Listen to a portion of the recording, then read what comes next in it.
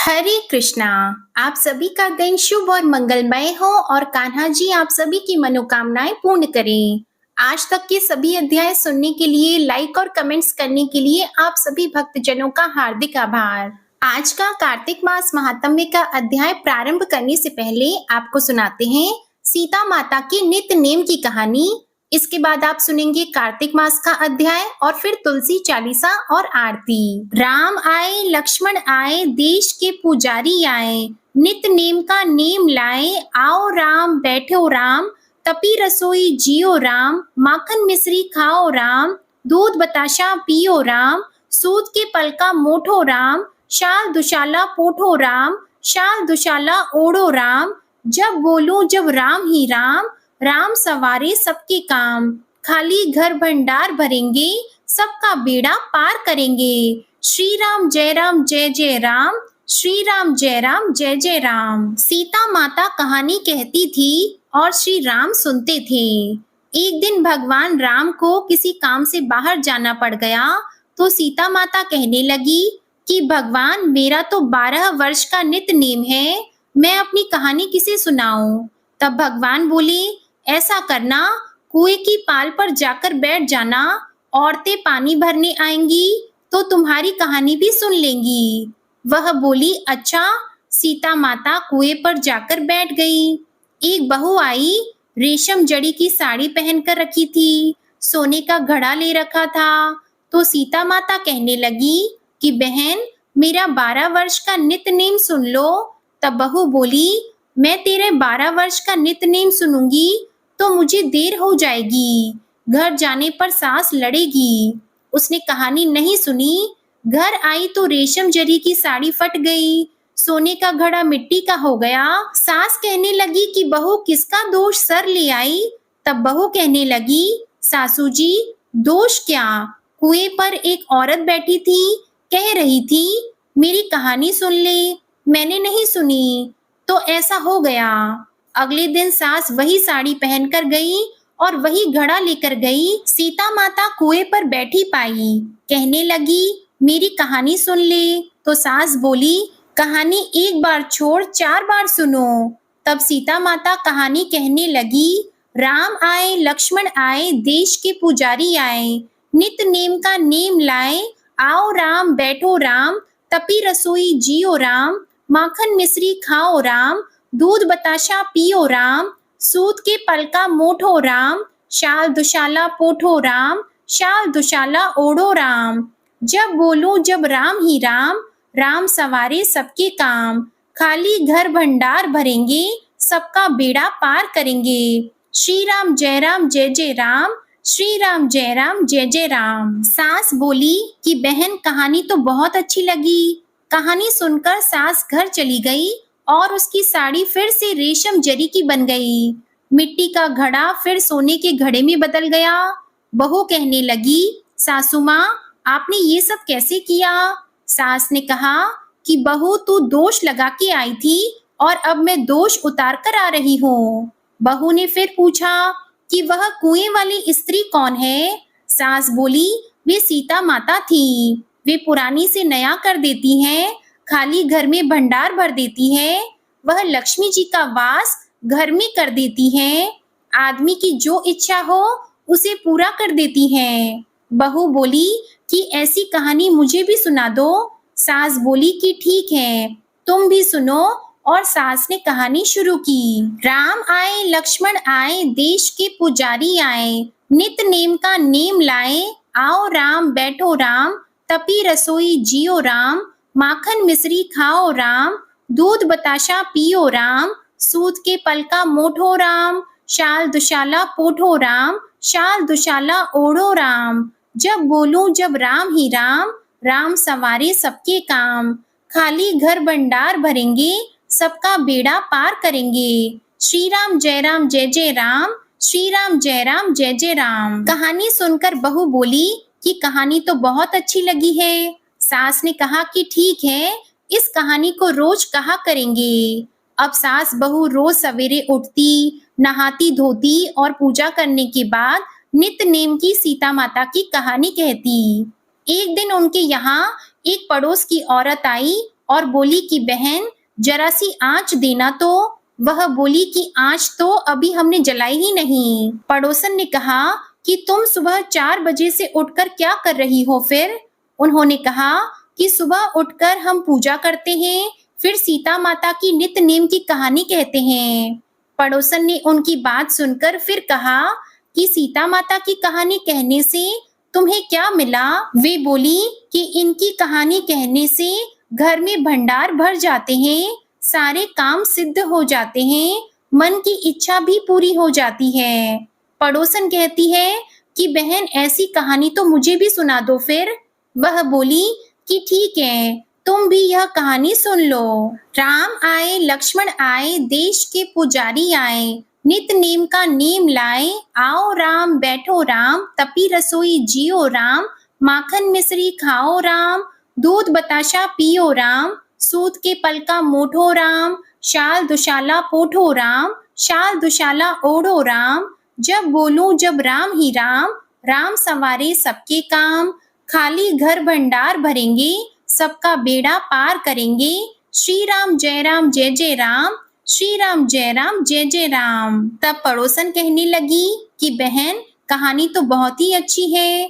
अब पड़ोसन भी नित्य नेम की सीता माता की कहानी कहने लगी। सीता माता ने उसके भी भंडार भर दिए। हे मेरी सीता माता, जैसे उन सबके भंडार भरे, सभी के भरना, लक्ष्मी का वास हो, अन्नपूर्णा का वास हो। बोलो सीता माता की जय। जय श्री राम, जय श्री राम, जय श्री राम। अब सुनिए आज का अध्याय। आप सुन रहे थे भगवान शिव और जलंधर के बीच भयंकर युद्ध हो रहा था। तो इधर उन दोनों के बीच में भयंकर युद्ध हो रहा था। उधर वृंदा ने स्वप्न में देखा कि उसका पति समस्त अंगों में तेल मल के नंगे शरीर भैंसे पर सवार होकर प्रेतों के साथ दक्षिण दिशा की ओर जा रहा है। यह स्वप्न देखकर वृंदा अत्यंत चिंतित हो गई।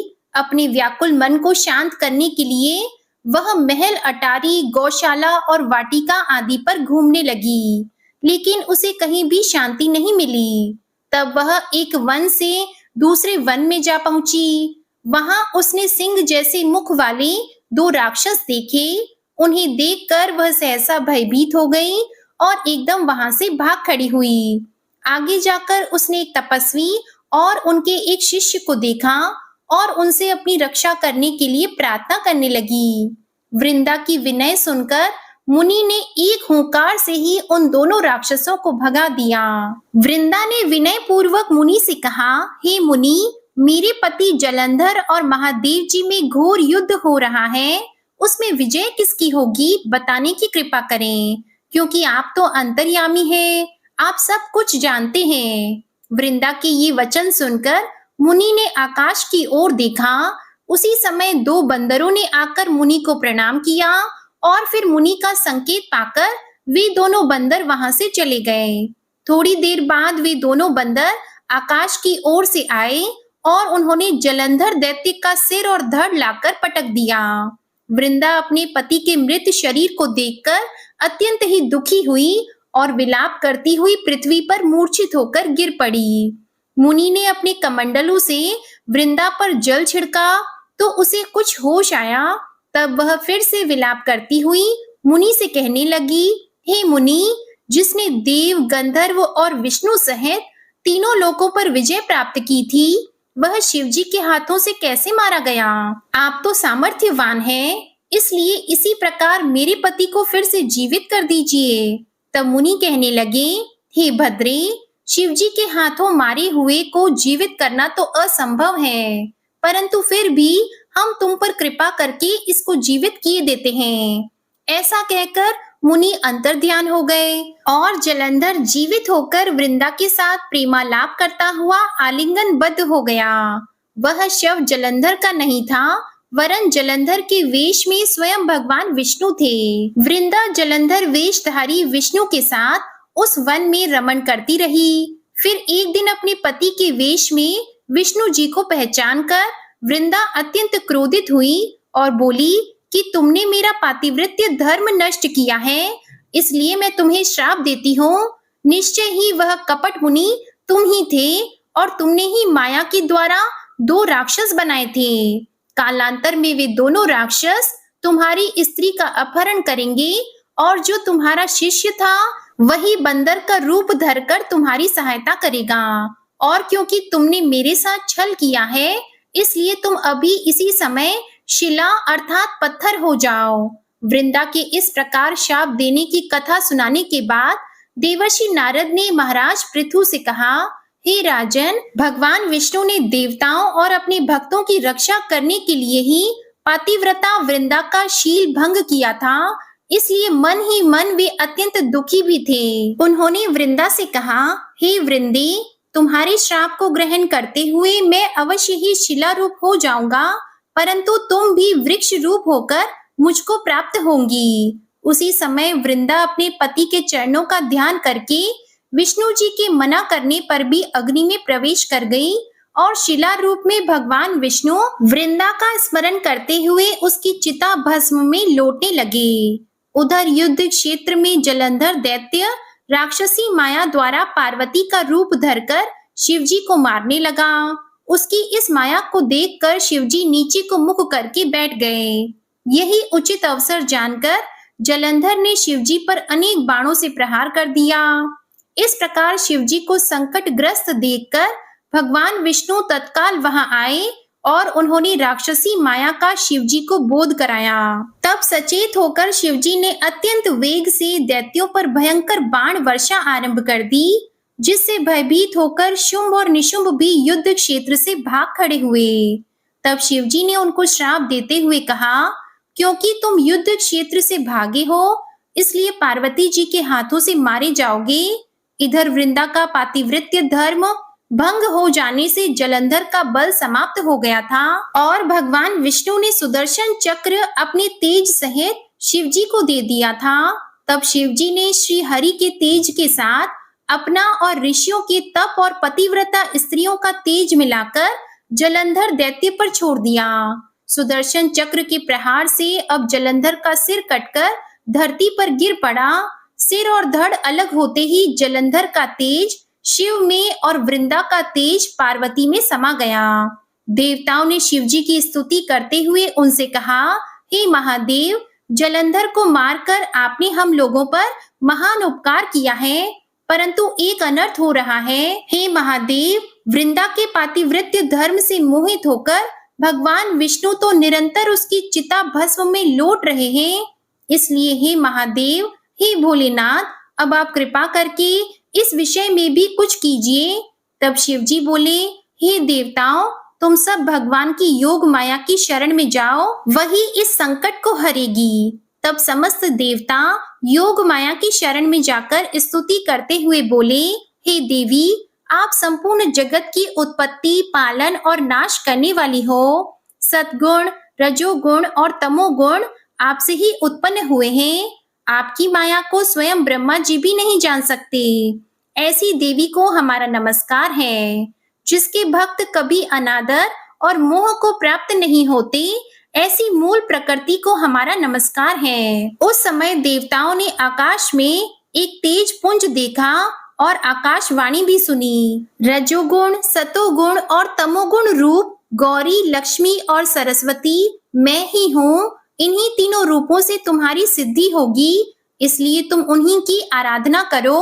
फिर उन तीनों देवियों ने प्रकट होकर 3 बीज देते हुए कहा, इन तीनों बीजों को जहाँ पर इस समय भगवान विष्णु है, बो कर अपना कार्य सिद्ध करो। देवताओं ने तीनों बीज ले जाकर जहाँ पर वृंदा की चिता में श्री विष्णु जी लौट रहे थे, वहां पर बो दिए।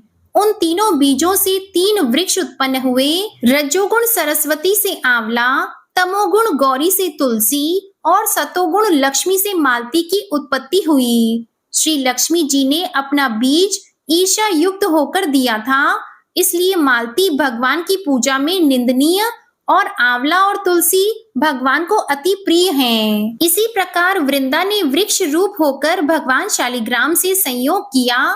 इसी कारण कार्तिक मास के उद्यापन में भगवान की पूजा तुलसी जी के मूल भाग में की जाती है। जिस घर में तुलसी जी का पौधा होता है, उसमें यमदूत कभी नहीं आते। नर्मदा और गंगा जल और तुलसी जी का पूजन, यह तीनों कार्य एक समान ही है। मनुष्य चाहे कितना भी पापी क्यों ना हो, प्राण निकलते समय मंजरी सहित तुलसी दल जिसके कंठ में होता है, वह पाप मुक्त होकर सीधा बैकुंठ को प्राप्त हो जाता है। जो मनुष्य अपने पितरों का श्राद्ध तुलसी और आंवले की छाया में करता है, उसके पितृगण मोक्ष को प्राप्त हो जाते हैं। और जो मनुष्य मंजरी युक्त तुलसी दल और आंवले का फल मुख में रखता है, वह साक्षात विष्णु जी के समान है। जो मनुष्य कार्तिक मास में रुद्राक्ष की माला धारण करता है, वह धर्म, अर्थ, काम और मोक्ष को प्राप्त हो जाता है। तुलसी और आंवले का महात्म्य स्वयं श्री ब्रह्मा जी भी कहने में असमर्थ है।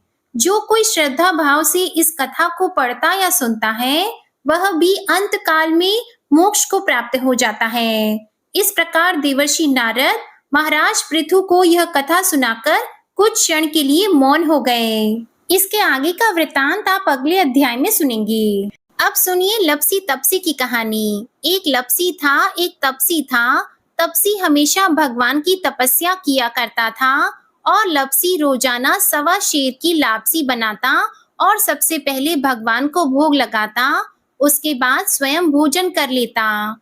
इस तरह दोनों की दिनचर्या चल रही थी। एक दिन दोनों भाइयों में कोई बात को लेकर कहासुनी हो गई, तो दोनों जोर जोर से लड़ने लगे।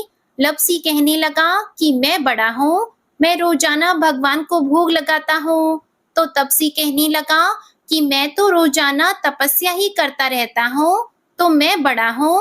इस तरह लड़ते लड़ते दोनों जोर जोर से बोलने लगे।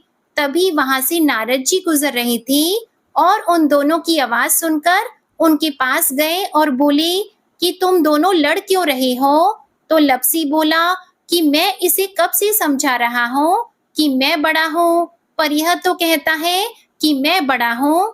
तो तपसी कहने लगा कि मैं इतनी तपस्या करता हूँ तो मैं ही बड़ा हूँ, यह छोटी सी बात इसके समझ में नहीं आ रही। तो नारद जी कहने लगे कि तुम दोनों शांत हो जाओ, तुम्हारा फैसला मैं करूंगा, लेकिन आज नहीं कल आऊंगा, फिर बता दूंगा कि तुम दोनों में से कौन बड़ा है। यह कहकर नारद जी चले गए। दूसरे दिन रोजाना की तरह तपसी नहा कर आए तो नारद जी ने 1.25 करोड़ की अंगूठी उसके आगे फेंक दी।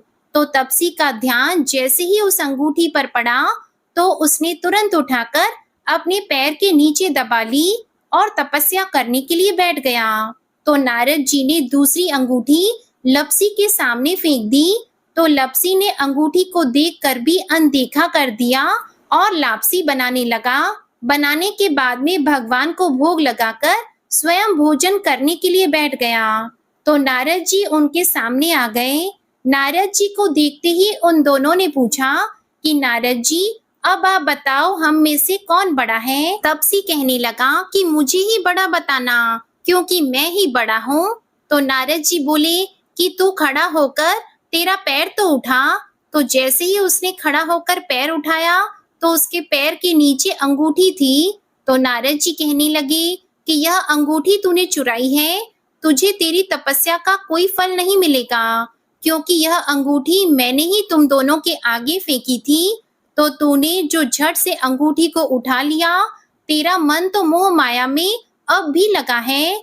लपसी ने तो अंगूठी को देखकर भी अनदेखा कर दिया और अपनी रोजाना की भक्ति करने लगा। जो लपसी रोजाना करता है वह भी एक भक्ति है, और मेरा फैसला यह है कि लपसी ही सबसे बड़ा है। तब यह सुनकर तपसी हाथ जोड़कर कहने लगा कि महाराज, मुझसे बहुत बड़ा अनर्थ हो गया है, आगे से मैं ऐसी गलती कभी नहीं करूंगा। पर आप मुझे बताओ, मैंने भक्ति तो सच्चे मन से की है, तो मुझे उस भक्ति का फल कैसे मिलेगा? तो नारद जी कहने लगे कि रोटी बनाकर गाय और कुत्ते की रोटी नहीं बनाएगा, उसका फल तुझे ही मिलेगा। रोटियां बनाकर पीछे से सुबह छोटी रोटी नहीं बनाएगा, उसका फल, और शाम को रोटी बनाकर पीछे से एक बड़ी रोटी नहीं बनाएगा, उसका फल भी तुझे ही मिलेगा। ब्राह्मण को भोजन करवाकर दक्षिणा नहीं देगा तो वह फल भी तुझे ही मिलेगा। सूट साड़ी अगर हम किसी को दें तो उसके ऊपर दक्षिणा स्वरूप अगर कुछ रुपए नहीं देंगे तो उसका फल भी तुझे ही मिलेगा। अगर कोई दिए से दिया जलाएगा तो उसका फल भी तुझे ही मिलेगा। व्रत रखकर अगर कोई सारी कहानी सुन ले लेकिन तुम्हारी इस लपसी तपसी की कहानी को नहीं सुनेगा तो उसका फल भी तुम्हें ही मिलेगा। तो इस तरह का आशीर्वाद पाकर तपसी बड़ा ही प्रसन्न हुआ। कहा जाता है कि उसी दिन से हर व्रत कथा के बाद में लपसी तपसी की कहानी जरूर सुननी चाहिए।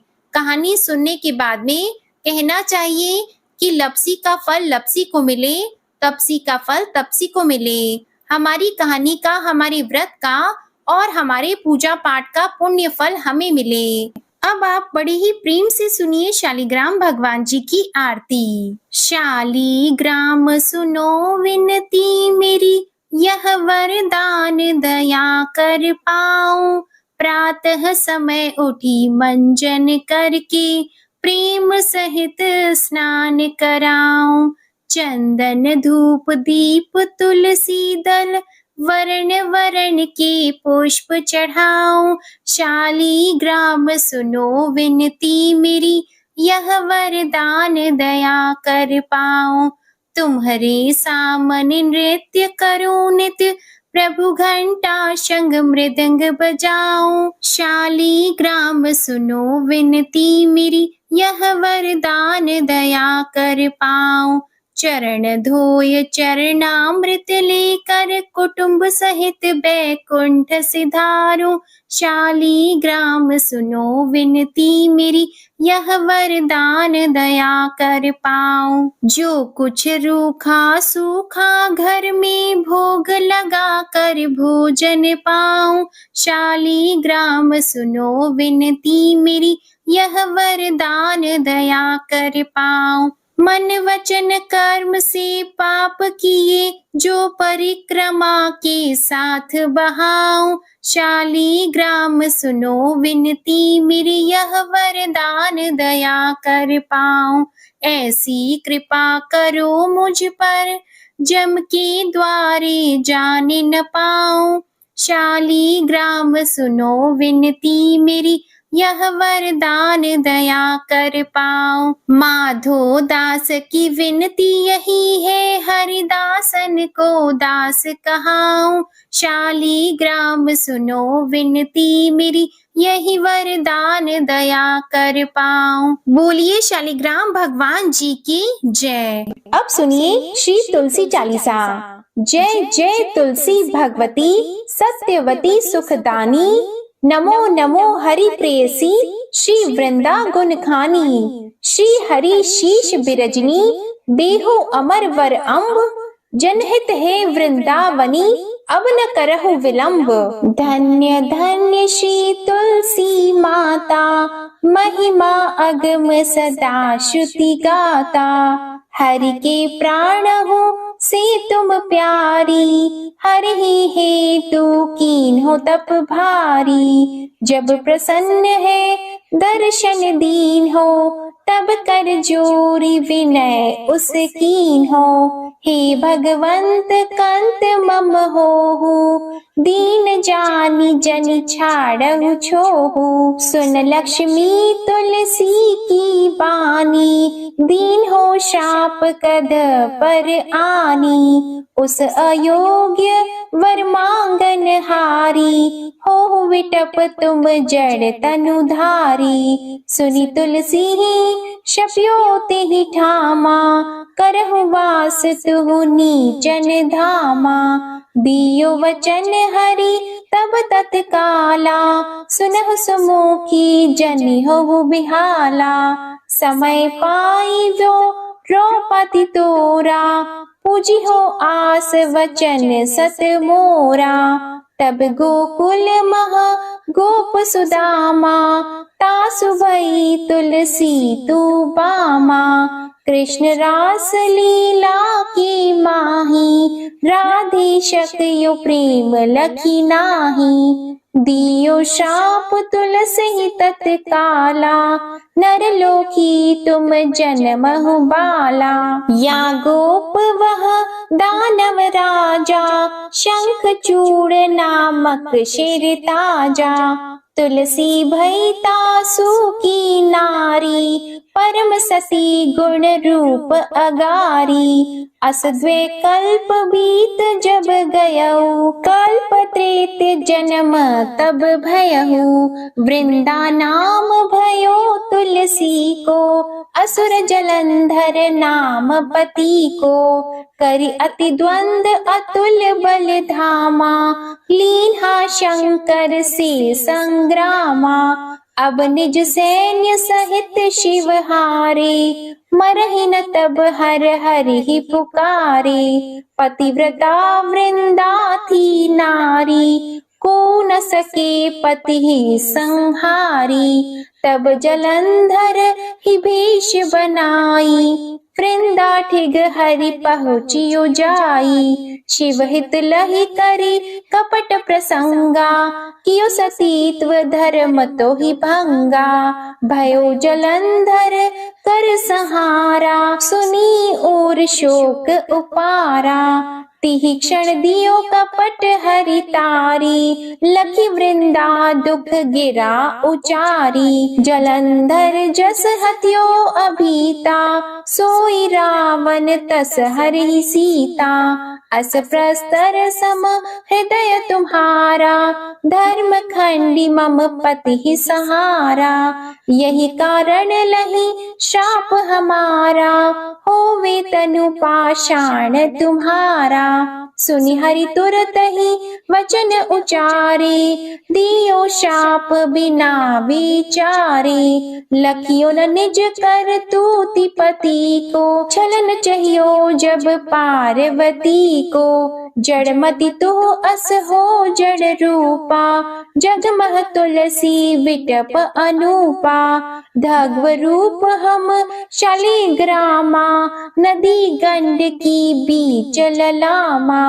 जो तुलसी दल हम ही चढ़ी है, सब सुख भोगी परम पद पई है। बिनु तुलसी हरि जलत शरीरा, अतिशय उठत शीश उर पीरा। जो तुलसी दल हरि शिर धारत, सो सहस्त्र घट अमृत डारत। तुलसी हरि मन रंजनिहारी, रोग दोष दुख भंजनिहारी। प्रेम सहित हरि भजन निरंतर, तुलसी राधा में नाही अंतर। व्यंजन हो 56 प्रकारा, बिन तुलसी दल न हरि प्यारा। सकल तीर्थ तुलसी तरु छाही, लहत मोक्ति जन संशय नाही। कवि सुंदर एक हरि गुण गावत, तुलसी निकट सहस गुण पावत। बसत निकट दुर्वासा धामा, जो प्रयास ते पूर्व ललामा। पाठ करहि जो नित नर नारी, हो ही सुख भाषहि त्रिपुरारी। तुलसी चालीसा पढ़ी तुलसी तरु ग्रह धारी, दीप दान कर पुत्र फल पावहि बंद्यहु नारी। सकल दुख दरिद्र हरिहार, है परम प्रसन्न। आशी धन जन लड़हि ग्रह, बसहि पूर्ण अत्र। लाहि अभिमत फल जगत, मह लाहि पूर्ण सब काम। जे दल अर्पहि तुलसी तहाँ, सहस बसहि हरि राम। तुलसी महिमा नाम लख, तुलसी ही सूत सुख राम। मानस चालीसा रचियो जग, मह तुलसी दास। तुलसी चालीसा समाप्त। प्रेम से बोलिए तुलसी माता की जय। अब आप सुनिए तुलसी माता की आरती। तुलसी महारानी नमो नमो, हरि की पटरानी नमो नमो। तुलसी महारानी नमो नमो, धन तुलसी पूरण तप कीनो। शालिग्राम बनी पटरानी नमो नमो। तुलसी महारानी नमो नमो, हरि की पटरानी नमो नमो। जाकी पत्र मंजरी कोमल, श्रीपति कमल चरण लपटानी नमो नमो। तुलसी महारानी नमो नमो, हरि की पटरानी नमो नमो। कौन से महीने बोई रानी तुलसा, कौन से महीने हुई हरियाली नमो नमो। कौन से महीने हुई तेरी पूजा, कौन से महीने हुई पटरानी नमो नमो। तुलसी महारानी नमो नमो, हरि की पटरानी नमो नमो। आषाढ़ मास में बोई रानी तुलसा, सावन मास में हुई हरियाली नमो नमो। तुलसी महारानी नमो नमो। कार्तिक मास में हुई तेरी पूजा, मंगसिर मास में हुई पटरानी नमो नमो। तुलसी महारानी नमो नमो।